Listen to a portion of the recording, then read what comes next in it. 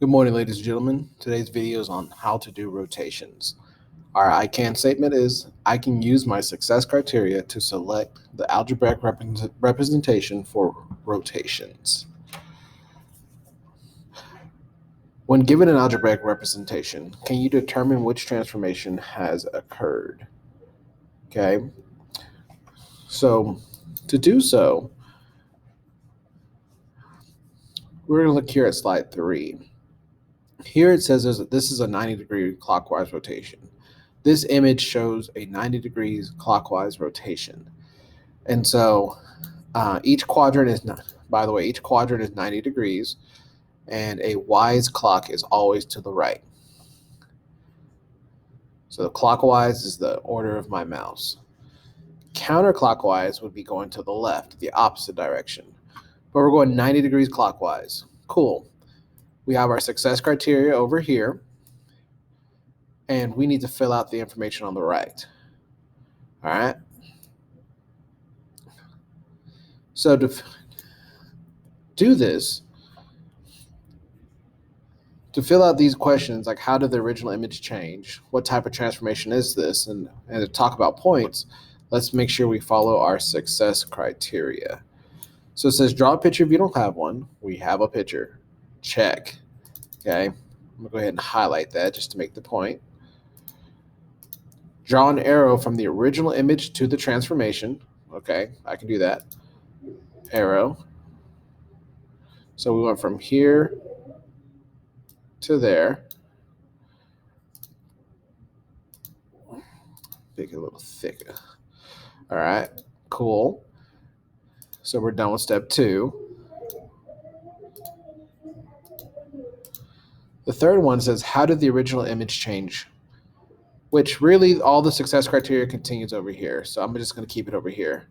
How did it change? How did we get this purple L to become the green L? Well, did it slide? No, because if it did, it'd still be facing upwards, like up and to the right. So it didn't slide. Did it flip? Okay, if it flipped, it would have to flip over the x-axis, which means it'd be down here. It did not flip over the x-axis. If it flipped over the y-axis, it would make almost like a U at this point. It would flip on this side and make a U.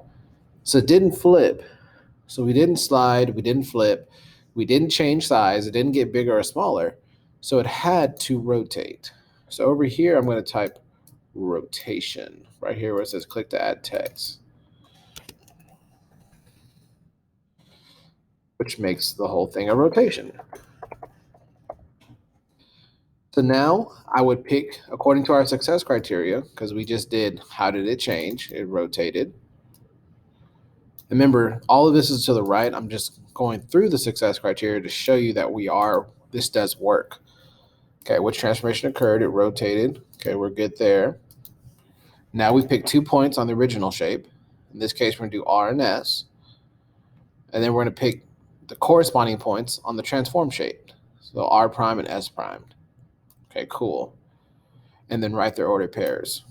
R is given to us, S is given to us, R prime is given to us, S prime is given to us.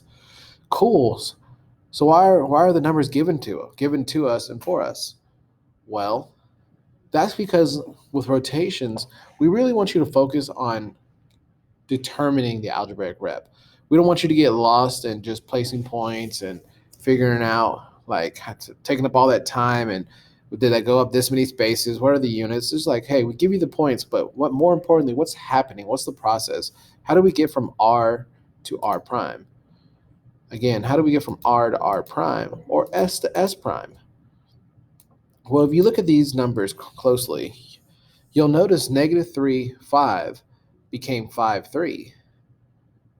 Okay? So what happened between them?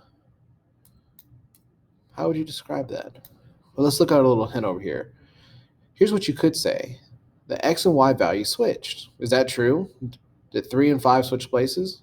Yes, they did. Now it's 5, 3. Okay?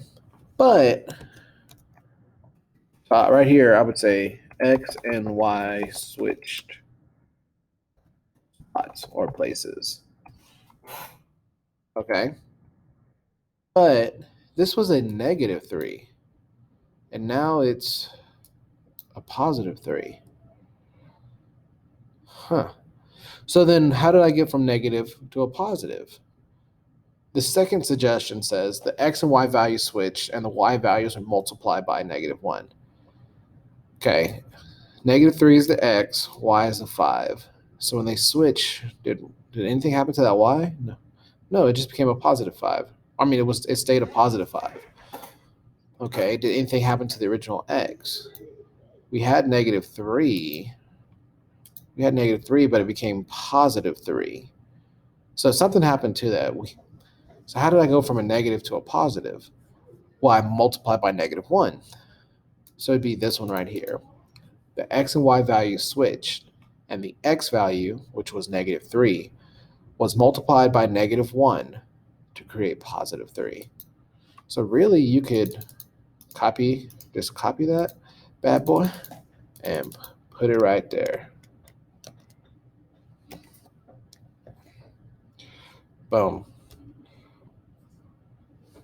Okay, and of course, I'm gonna make mine a little smaller and just so it fits. But like everything else, if this is true, it has to be true for these points too. And just to make sure, we have -3, 1 became 1, 3. So they definitely switched spots, but that once again, that -3 became positive, which means I could copy paste this right here. Boom, boom. So which rule would you pick based on what you said has happened? Would you say x, y became -x, comma, y?